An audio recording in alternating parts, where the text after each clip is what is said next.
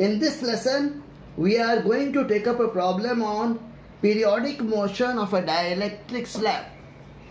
We have a capacitor. This is connected to the battery and it remains connected there. A dielectric slab is partially introduced into the capacitor up to a distance x and released. Then this dielectric slab will execute periodic motion, not simple harmonic, periodic motion, and we have to find the time period of this periodic motion. When the battery remains connected, the force experienced by the dielectric is constant, and that is given by V square by 2 epsilon naught B by D into K minus 1. So this is the force experienced by the dielectric and it is constant. Since the force is constant, we will not have SHM. Okay, this does not depend on x. The acceleration will be therefore force upon mass. So if m is the mass of the dielectric, the acceleration is so much. This force will remain constant till the dielectric is fully inside the capacitor.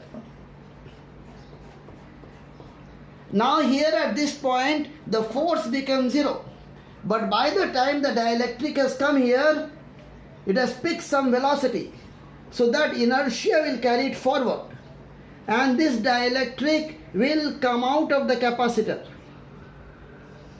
and because of conservation of energy it will come out till x length of the dielectric is inside the capacitor because of symmetry, because of conservation of energy. So now this dielectric will come out up to this point. Where it's coming out, the force is now acting in the opposite direction. That's why it is slowing down and here the velocity becomes 0. Now again here the force is acting like this. So this force will try to bring the dielectric back inside the capacitor. So this will come inside where the force will again become 0, but velocity will carry it forward, and because of this, this dielectric will come back to the initial position with x length inside the capacitor.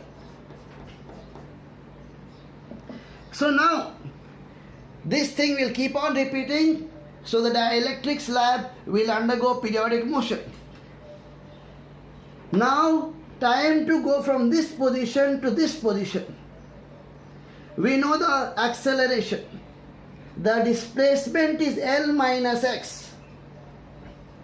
So therefore, the time it will take to come from this position to this position will be given by s equal to ut plus half at square.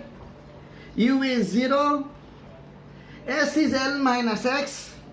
So we get L minus x equal to 0 plus half a into t square. So this time will come out to be root over 2 into L minus x by a, where a is force upon mass and force is v square by 2 epsilon naught b by d into k minus 1. So this is the time to come from this position to this position. From this position to this position, again it will take the same time because of symmetry, exactly symmetrical situation, so t will be same.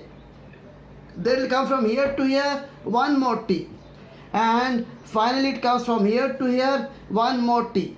So the total time period will become 4t, and therefore the answer will be 4 into root over 2 into L minus x divided by a, where a is force upon mass and f is v square by 2 epsilon naught b by d into k minus 1.